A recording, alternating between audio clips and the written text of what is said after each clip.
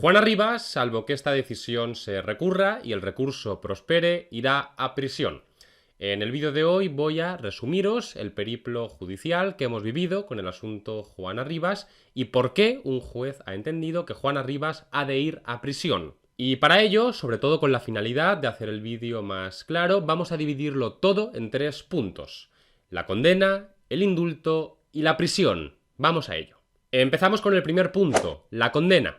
En julio de 2018, el Juzgado de lo Penal número 1 de Granada condenó a Juana Rivas por la comisión de un delito de sustracción de menores a la pena de 5 años de prisión y a la pena de 6 años de inhabilitación para el ejercicio de la patria potestad, y esta sentencia fue recurrida. En marzo de 2019, la sección primera de la Audiencia Provincial de Granada resolvió este recurso y mantuvo la pena de 5 años de prisión y la pena de 6 años de inhabilitación para el ejercicio de la patria potestad. Es decir, las cosas se quedaron como estaban.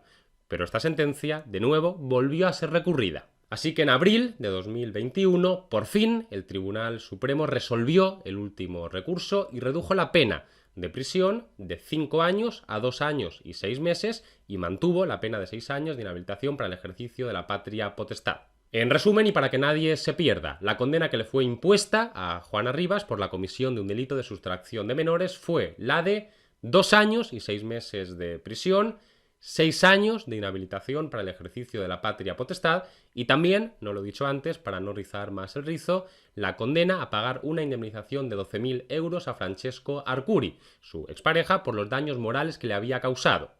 Visto el primer punto, el de la condena, vamos ahora con el segundo, el del indulto.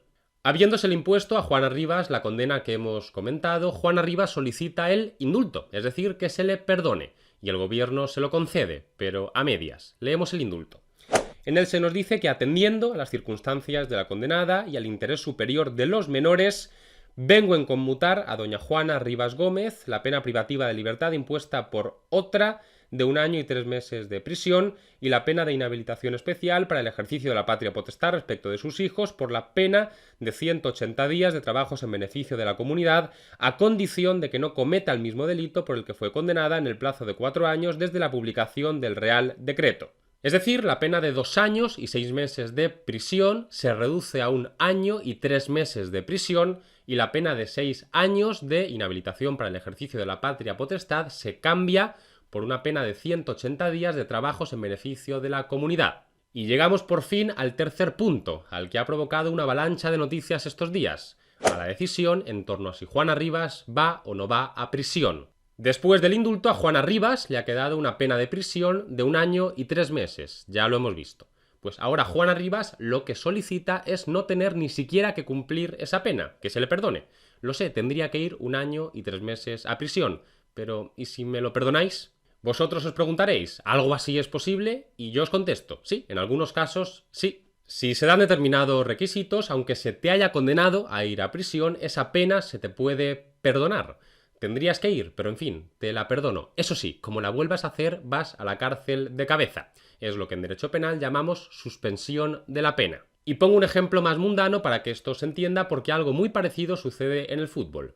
A veces un jugador le hace a otro una entrada de tarjeta amarilla y el árbitro, en vez de enseñarle esta tarjeta amarilla, le advierte: mira, te tendría que enseñar tarjeta amarilla, pero por esta vez te la voy a perdonar. Eso sí, como vuelvas a hacer lo mismo, te la saco. En fin, Juana Rivas pide la suspensión de la pena, no tener que ir a prisión ese 1 año y 3 meses, y el juez le dice que no. El juez entiende que no se dan los requisitos que se tienen que dar, así que de suspensión de la pena, nada, a la cárcel. Y vamos a ver esto con algo más de detalle. Vamos a analizar por qué el juez ha adoptado esta decisión, para que aun habiéndose condenado a alguien a prisión, esa condena se le suspenda, se le perdone, como decíamos, se tienen que pasar 2 filtros. Vamos a verlos. Empezamos con el primer filtro, con la primera condición. El artículo 80.2 del Código Penal nos dice esto, y resumo un poco el artículo. Serán condiciones necesarias para dejar en suspenso la ejecución de la pena las siguientes. Primera, que el condenado haya delinquido por primera vez. Segunda, que la pena o la suma de las impuestas no sea superior a 2 años. Y tercera, que se hayan satisfecho las responsabilidades civiles que se hubieren originado. Pues bien, estas 3 condiciones se dan en el caso de Juana Rivas. En primer lugar, esta es efectivamente la primera condena de Juana Rivas. No tenía antecedentes en España. En segundo lugar, la pena de prisión de Juana Rivas es inferior a 2 años. Tal y como hemos visto antes, después del indulto, la pena de prisión se le queda en 1 año y 3 meses. Y en tercer lugar, Juana Rivas pagó la indemnización que tenía que pagar, esos 12.000 euros de los que hablábamos. Pero hay otro filtro más, como os decía, una segunda condición que el juez puede exigir. El artículo 80.1 del Código Penal nos indica que los jueces o tribunales, mediante resolución motivada, podrán dejar en suspenso la ejecución de las penas privativas de libertad no superiores a 2 años cuando sea razonable esperar que la ejecución de la pena no sea necesaria para evitar la comisión futura por el penado de nuevos delitos. Y el propio Código Penal nos indica qué criterios tenemos que tener en cuenta para hacer esta valoración. Para adoptar esta resolución, el juez o tribunal valorará las circunstancias del delito cometido, las circunstancias personales del penado, sus antecedentes, su conducta posterior al hecho, en particular su esfuerzo para reparar el daño causado, sus circunstancias familiares y sociales y los efectos que quepa esperar de la propia suspensión de la ejecución y del cumplimiento de las medidas que fueren impuestas. Y os traduzco esto al cristiano porque quizás sea algo más difícil de entender. Una de las finalidades del castigo, por así decirlo, es la de quitarle al delincuente las ganas de volver a delinquir en el futuro. Es lo que se llama prevención especial. Has delinquido, has visto lo que te pasa cuando delinques, que te mandan a la cárcel una temporada y sales de la cárcel con pocas ganas de volver a hacer lo mismo, porque no quieres volver allí. Pues bien, este es el sentido del segundo filtro. Si el juez ve que la persona que le solicita la suspensión de la pena ya está escarmentada y parece muy poco probable que quiera volver a delinquir, pues se le perdona el castigo, porque ya no hace falta. Pero si el juez ve que la persona que le solicita la suspensión de la pena todavía no está escarmentada y parece que conforme la suelte va a volver a delinquir, entonces no se le perdona el castigo, porque le hace mucha falta. Oye, no has entendido nada, sigues teniendo ganas de delinquir, así que te vamos a castigar para que aprendas la lección y te calmes un poco. Algo así. Pues bien, este filtro, el segundo, es el que no ha superado Juana Rivas. El juez cree que Juana Rivas no ha escarmentado y que va a volver a delinquir, así que por eso la quiere mandar 1 año y 3 meses a prisión, para que se calme un poco y para que aprenda la lección. Y todo esto por 3 motivos. El juez considera que de soltarla es muy probable que Juana Rivas vuelva a delinquir por 3 razones. La primera razón es que Juana Rivas nunca se ha arrepentido de lo que hizo. Como no se ha arrepentido, parece que no ha escarmentado y que quiere volver a delinquir. El primero es que la penada no ha mostrado arrepentimiento. En varias ocasiones ha manifestado que no se arrepiente y que lo volvería a hacer. La segunda razón es que Juana Rivas, después de haber sido condenada, volvió a cometer el mismo delito en Italia, con lo cual las cosas se ponen todavía peor. Porque ya lo has hecho antes, es sensato pensar que no has escarmentado y que quieres volver a hacerlo otra vez más. El segundo es que, fiel a ese propósito, repitió la misma conducta tras ser condenada en esta causa y estando los menores en Italia. Con esto bastaría para entender que Juana Rivas no supera el segundo filtro. Pero además, y esto es lo que más se ha difundido, aunque ni de lejos es el argumento central del juez, el juez entiende que dejar en libertad a Juana Rivas podría poner en peligro a sus hijos, y esto es algo que él quiere evitar.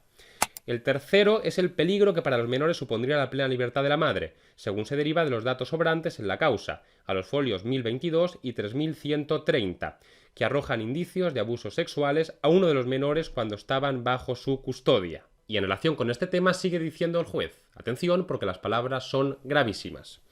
Este juzgado ya emitió el parecer sobre el peligro que para los hijos representa la acusada en un informe contrario al indulto y ya no sabe cómo hacer que llegue al conocimiento de los restantes tribunales y, por supuesto, del gobierno, que estando los hijos bajo el cuidado y custodia de la madre, uno de ellos fue abusado sexualmente, según dictaminó la pediatra, un forense y manifestó el propio menor. Mientras tanto, al poco de constatarse estos hechos, la madre oculta a los niños, precisamente en el momento en que la presencia del menor era esencial para la investigación. Sobre este hecho, se ha echado tierra encima y se ha soslayado su trascendencia, bajo la apariencia de ser la penada una víctima de un maltratador, cuando después de la única condena a vida se reconcilia, concibe otro hijo, sin que haya habido ningún otro episodio acreditado de maltrato. Si un menor está bajo la guarda y custodia de un progenitor y es víctima de unos presuntos abusos sexuales, en la máxima extensión del término, y en este punto las imágenes que han llegado a la causa son espeluznantes. Y continúa, es demoledor. Y además, según consta, fue en el colegio del menor donde tomaron la decisión de llevarlo al médico. Ni siquiera la madre es quien lo hace. Tampoco consta que denunciara ese hecho como es de esperar en una madre normal. Esa perspectiva de madre que lucha por los hijos no tuvo un reflejo en esos hechos concretos tan graves acaecidos con uno de los menores. En cualquier caso, y como no podría ser de otra forma, el juez es prudente y no dice que Juana Rivas cometió un abuso sexual, solo dice que se cometió un abuso sexual a uno de los niños estando los niños con ella, lo cual ya de por sí le parece gravísimo. Cierto que no se ha determinado el autor de la brutal agresión padecida por el menor, y por eso fue sobreseída, pero el hecho sigue existiendo y tuvo lugar estando el niño bajo la custodia de la madre. No se trataba de un niño que por su edad sale a jugar o vuelve del colegio y es abordado y abusado, sino de uno de muy pocos años que debe ser controlado y vigilado en todo momento porque no puede valerse por sí mismo. La cuestión entonces es, ¿dónde metió la penada a su hijo menor para que fuera víctima de tan atroz atropello? ¿Qué hizo para vigilarlo? En resumen, Juana Rivas en principio tendrá que ir a prisión, salvo, como os he dicho al principio del vídeo, que esta decisión judicial se recurra y que el recurso prospere. Estos son los hechos y así os los he contado. Espero que os haya servido mi explicación para entender el asunto. En fin, y hasta aquí el vídeo de hoy. Como suelo deciros, si os ha gustado el vídeo podéis darle me gusta y comentar cualquier cosa, así ayudáis a difundir el vídeo, y si queréis garantizar la continuidad de este canal y colaborar económicamente con él, podéis hacerlo tanto a través de Patreon como a través de PayPal. Dicho esto, hasta la próxima.